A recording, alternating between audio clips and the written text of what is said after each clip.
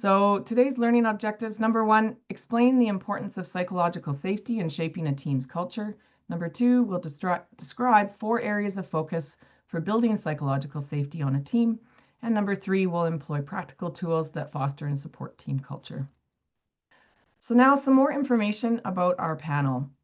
So we have Dr. Amanda Brisebois as an internist and palliative physician in Edmonton, spending most of her time advising physicians across the province in her role as a physician advisor with the Zone Medical Staff Associations. She is also an ACT physician lead, and Amanda also consults with the AMA in other capacities, contracts to health teams across the province, and is a member of the CMA board. And Dr. Shelley Houck, after 25 years of full-time clinical practice in family medicine, has transitioned to medical regulation at the CPSA until January of 2024. And throughout her career, she has been passionately involved with CME, clinical teaching, and the mentoring of students, clerks, residents, and colleagues in all stages and phases of their professional development. And as I mentioned before, Dr. Houck is an ACT physician lead. And our session today is led by Michelle Hannay, and she is a lead certified and senior consultant with the AMA ACT team. Michelle, I'll let you take it away. Thanks so much, Adina. And good morning, everybody. As always with our sessions, we are following the Leads in a Caring Environment framework. And this morning's session is focusing on team culture. And in the Leads world, that's falling under Engage Others, the Engage Others domain. And specifically, they say that engaging leaders build teams and create environments of collaboration and cooperation to achieve results. So team culture, again, as always, is a very large topic, and we'll have time to touch briefly on a couple aspects of it. But if you want to go deeper, we offer a PIP support session on this topic as well. And in that one, it's 90 minutes, and you'll learn more about supporting and fostering healthy team culture and complete a PIP requirement for your licensing renewal. And there'll be more sessions coming later in the summer, so be sure to watch the website. Or if you go to the website, you can sign up for alerts. And I see that Alex has popped that into the chat already. And let's get into our session today. And we wanted to kick it off actually with a story from Shelley. So Shelley, take it away. Great, thank you, Michelle. So I've been on lots of teams over many, many years, and I was lucky enough to be part of a really engaging team that that included all kinds of people, not just physicians. We had, admin type people. We had people from all kind of areas within this particular organization, and it was engaging partly because everyone usually had an opinion. They often weren't the same opinion. They were very differing. We had very robust discussions about various decisions and actions to be taken. And I think that's what made it great. We had gone through 3 different leaders and then had a new leader, a 4th leader. And, our group kind of carried on as per usual. And I never really knew much about team culture. I'd heard the word, didn't really know what it meant, but it became evident that I think that our new leader, perhaps is a little bit threatened by all of the dissent in the group and people being wanting to debate alternative options and things like this. So I was coming in on Zoom most of the time, whereas most of the others were meeting in person. So I must admit, I couldn't really pick up or didn't pick up a lot of the undercurrents and other things that were going on within these meetings. But anyway, it quickly disintegrated to not a good situation. And many of the team members were on other teams as well. And it kind of filtered through to all of these other teams. And it was a highly, highly stressful time. And I guess the thing that really points out to me what team culture is that I had been in a previous position. And when I left that position, my colleagues had given me a plaque that I had by my computer that said it really embodied me personally. And the plaque said, do it with passion or don't do it at all. And I would always have that sitting, when I was on meetings or whatever. And after all of this event was going on, and it was clearly things weren't going well, I actually took the plaque down and put up a little paper sign for myself that said, do nothing, you are here for the money, or say nothing, you are here for the money. And my friends, if they happened to come over and see my office, they would burst out laughing, thinking that this was some kind of joke, because it's so much not me. And until they realized that I was actually putting that up to remind myself to say nothing.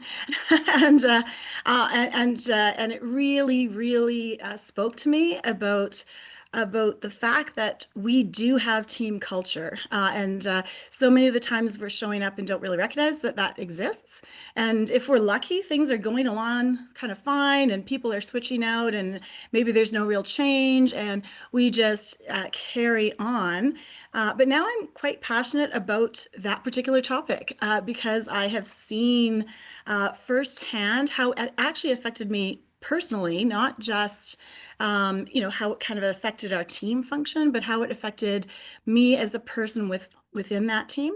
And so anyway, that was a story I'd shared with the group when we were discussing this particular topic. And it kind of spoke, I think, to why there should be these type of meetings. So I will turn it back over to Michelle. Thanks, Shelley. Yeah, and like that is just the perfect story. And it really highlights one of the most important aspects of team culture. In research, time and time again, it comes up at the top of the pool that psychological safety is critical on high functioning teams. And your story illustrated that very well. And we've talked about this in the past, but it merits a deeper dive. So Amy Edmondson is a Harvard professor, and she's considered the world expert in psychological safety. She defines it as the belief that one will not be punished or humiliated for speaking up with ideas, questions, concerns, or mistakes, and the team is safe for interpersonal risk-taking.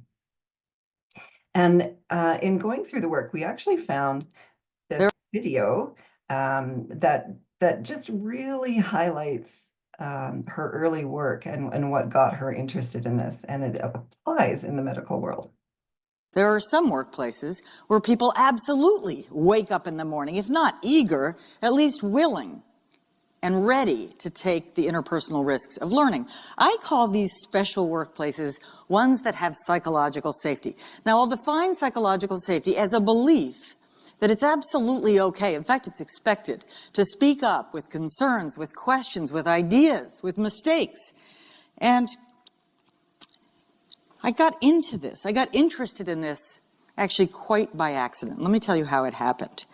I joined a team of mostly physicians and nurses, and the job of that team was to find out, to assess, they hoped conclusively, what the actual rate of medication errors was in, let's say, some modern tertiary care hospitals. So their job was to set out to collect data on drug errors, human-related drug errors. My little part was very simple. I was going to ask the question and answer the question of, do better teams, better hospital patient care teams, make fewer mistakes? I used a standard team survey measure to assess the team effectiveness, and trained nurse investigators visited a number of units in 2 hospitals every couple of days for 6 months. These were the data that they came up with. Now, these are adverse drug events, errors, just call them medication errors, that were deemed to be based on human error, expressed in terms of errors per 1,000 patient days. Now, here's where the story gets a little weird.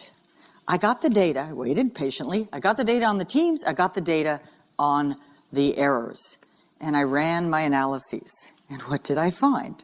The results were exactly the opposite of what I had expected. It appeared that better teams were making more mistakes, not fewer. Now, from the point of view of a young researcher wanting to publish a paper, this was a real problem. Never mind the other problems, right? And so this was a problem. No, this was a puzzle. So I sat down to think, why else might. I thought about the need for coordination between physicians and nurses. I thought about the need for teamwork on the fly, for speaking up, for double checking. And I thought maybe, in a kind of blinding flash of the obvious, I thought maybe the better teams aren't making more mistakes. Maybe they're more willing to discuss them. What if the better teams have a climate of openness that allows them to report and even get to the bottom of these things? Now, having that insight was a far cry from proving it. So what did I do? I sent out a young research assistant to study these units very carefully. He had to have no preconceptions. He didn't know the error rates. He didn't know how they scored on the team survey. He didn't even know my hypothesis. And I said, what do you learn? And you know what he found? He found that these units, these 8 units, were wildly different in terms of whether they were willing and able and did, in fact, talk about errors. Some of them were actually actively talking about them all the time and in the process of trying together to work together to find new ways of reducing them. I called this, much later, I called this psychological safety. Now, you might want to know, what was the sorting rule in this chart? It looked at first like I was trying to get it from highest error rate to lowest, and I just am not very good at math and got mixed up in the middle. No. These are sorted by the research assistant's ratings of the openness of the climate. As you can see, the correlation is very high indeed. All right. So I think that's quite interesting that her work started in healthcare, and yeah, we'll see as we go through if you see that pattern in maybe places that you've worked. But before we get into the more practical aspects of psychological safety, we just wanted to give you a quick word that, we're talking about what physicians can do as leaders, but that doesn't mean that the work falls solely on your shoulders. Team culture is the responsibility of every person on a team. And also a reminder that whenever humans are together in groups, culture grows. So healthy, productive cultures sometimes happen without trying, but more often they require the right medium to grow in. And if you just start with trying to create a space where psychological safety can grow, then that's a great start. So if a major key to healthy team culture is high psychological safety, the question then is, how can leaders and others foster that in the team and grow that team culture? And there are many answers to that question, but we're just going to focus in on 4 of the most critical today. And the first is making it okay to speak up. As we saw in Amy Edmondson's research, psychologically safe teams report more errors, not because they make more mistakes, but because they feel safe reporting and discussing them. And in healthcare, studies demonstrate that teams with higher psychological safety have better patient outcome safety outcomes and reduced medical errors. And there are 2 steps for making it okay to speak up. The first is modeling, where leaders openly discuss their own mistakes and what they learned from those mistakes, and then encourage discussion so that all can learn. And then when a team member is brave and opens up and talks about their own mistakes or near mistakes, they're rewarded with acceptance and even gratitude for bringing to light something if appropriate, in front of other team members, because when people see that there aren't negative consequences for making mistakes and talking about them, they're more likely to speak up themselves.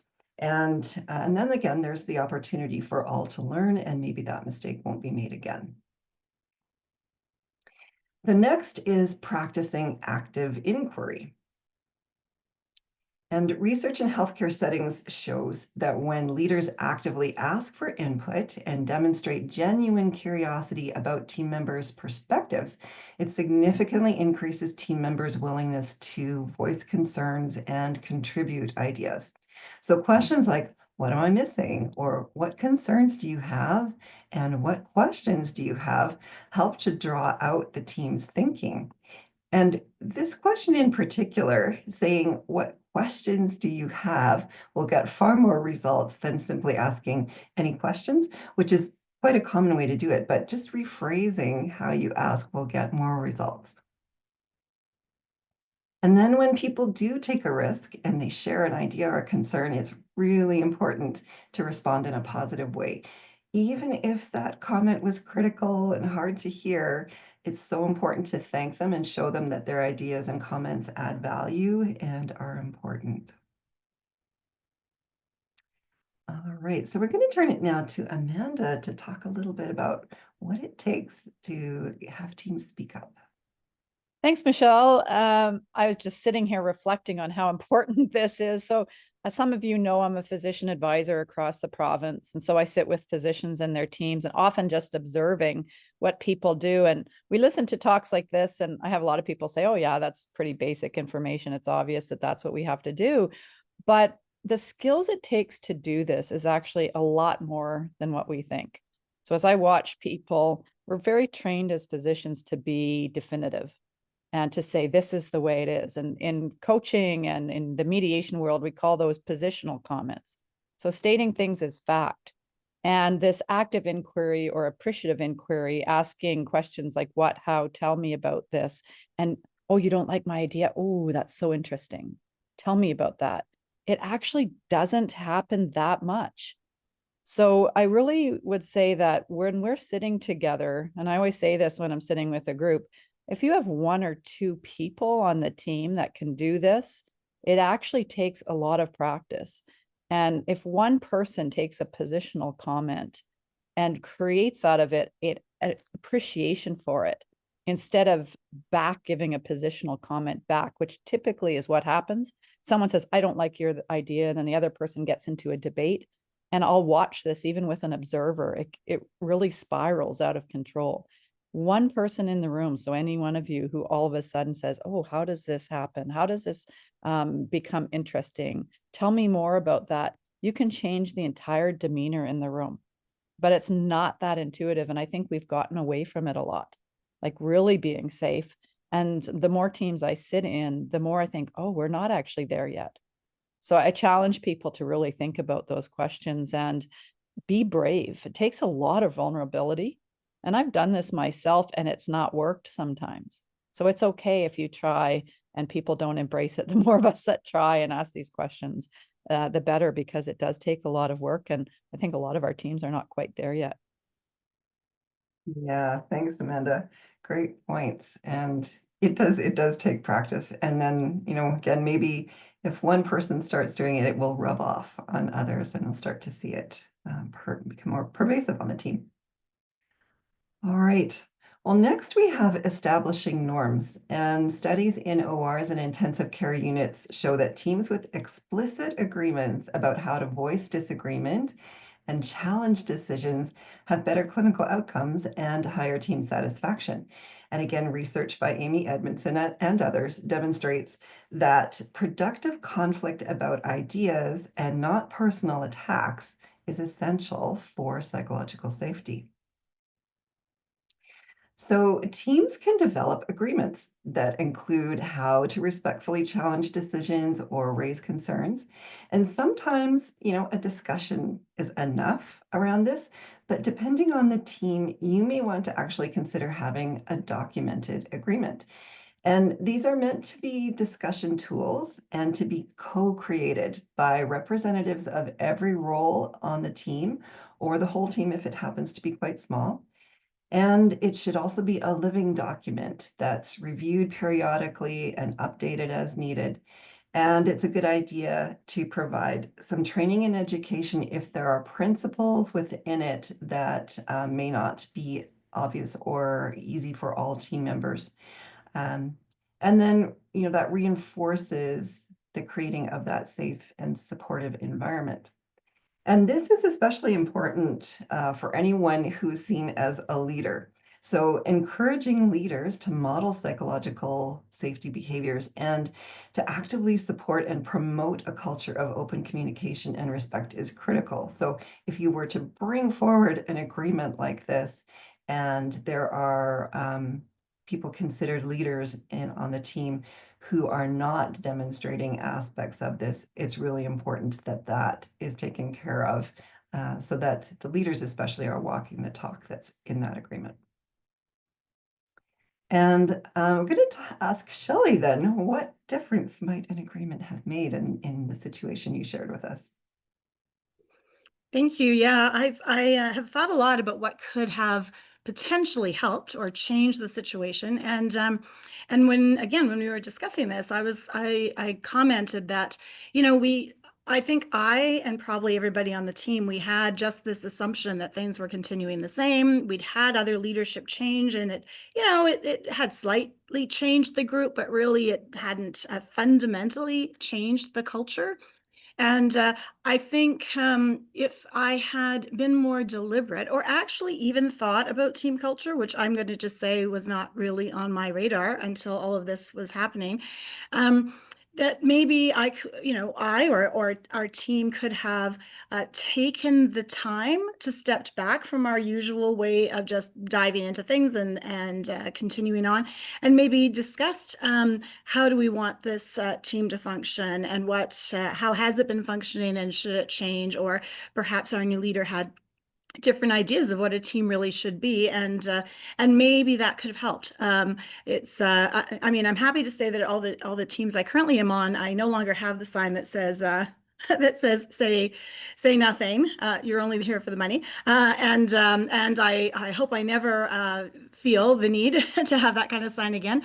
But certainly I think having actually stopping and thinking, is there something I could do, or maybe we could have done, hopefully will help. That if in fact I'm on any team in future that seems to be going through these challenges, perhaps I personally can think of something like, do we need to have a discussion or an agreement, formal or informal, but at least taking the moment to say, you know, this team has changed, and with it, the dynamics have changed. And so how can we work together to still make this a team that everybody wants to be part of, and nobody's feeling potentially slighted or hurt or left out, or feeling like they don't want to contribute because of penalties. So I think I've learned something, and I hope I don't actually have to use it in future, but hopefully I have it in my wheelhouse of something I would think of.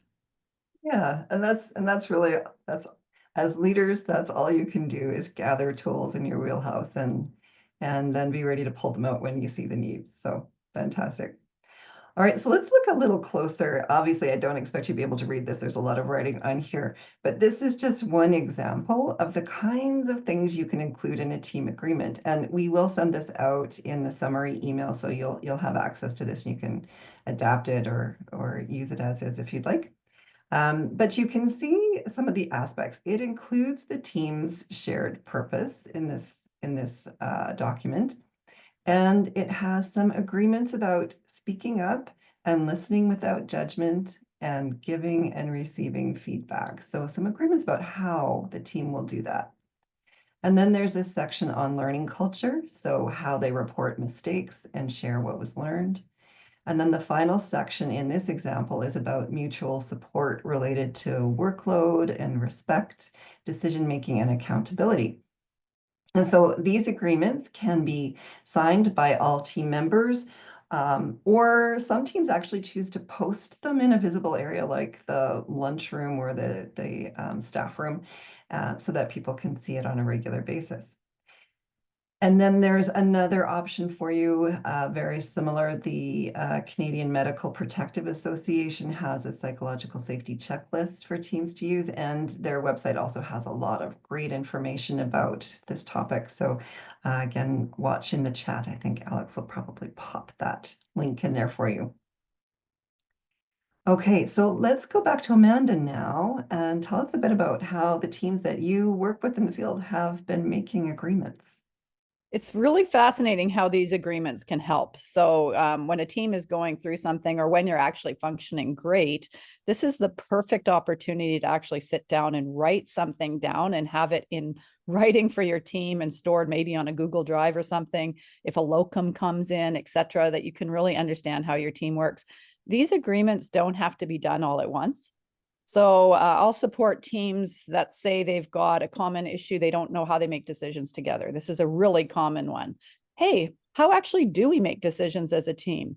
let's sit down, let's talk about it, have those open discussions, appreciative inquiry, talk to each other. How do we want to make decisions? And we're going to create a one-page summary about what that looks like and store it somewhere where people can have access to it so you can look back at it. You know, how do we run meetings? What is the membership leadership dynamic on this team? So you can actually go beyond this example and hit a lot of different points about how your team wants to work.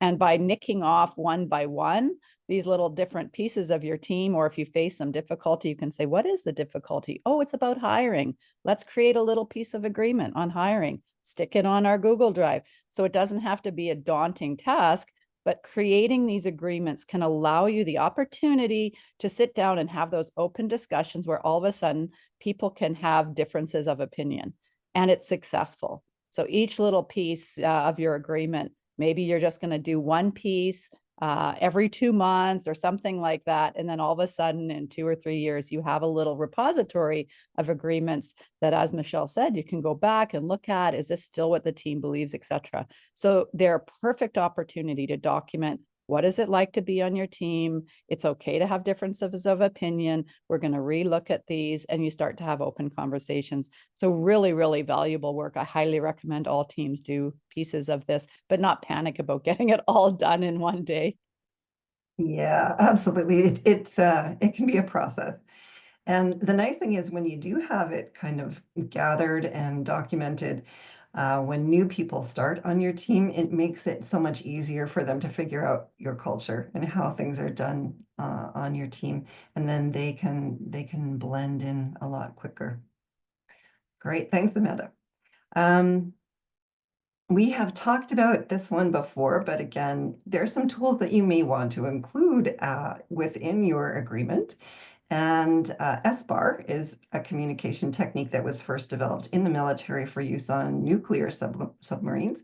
And it was then used in the aviation industry, and then later it came to healthcare. And it reminds us to be brief and organized in our communications by leading with a brief description of the situation at hand, followed by important background information, and then the assessment of the situation by the person who's delivering the SBAR, and any recommendations or options for what can be done. So this can be a helpful tool for teams to use as a standard. And then another tool is called CUS, and it's a communication technique that was developed by the Team Steps program in the US. And it helps healthcare professionals address concerns and escalate issues when they feel uncomfortable with a patient's care or a safety risk. And it's designed to enhance communication and collaboration. And if you've attended the PIP support session on dealing with conflict, you will also know that it can be used in interpersonal communication. But in its original form, the first C is I'm concerned, where you express your initial concern about the situation or a patient's condition. And then I am uncomfortable. You state that you're not comfortable with the current situation or the approach that's being taken. And then if nothing happens, you escalate to this is a safety concern. If it isn't being resolved, emphasize that this is getting critical and safety is at stake.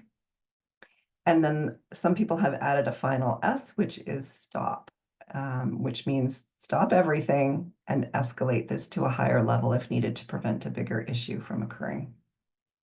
So another tool that could be included as one of the ways that your team communicates. And then the final thing we'll talk about is learning from failure as a team.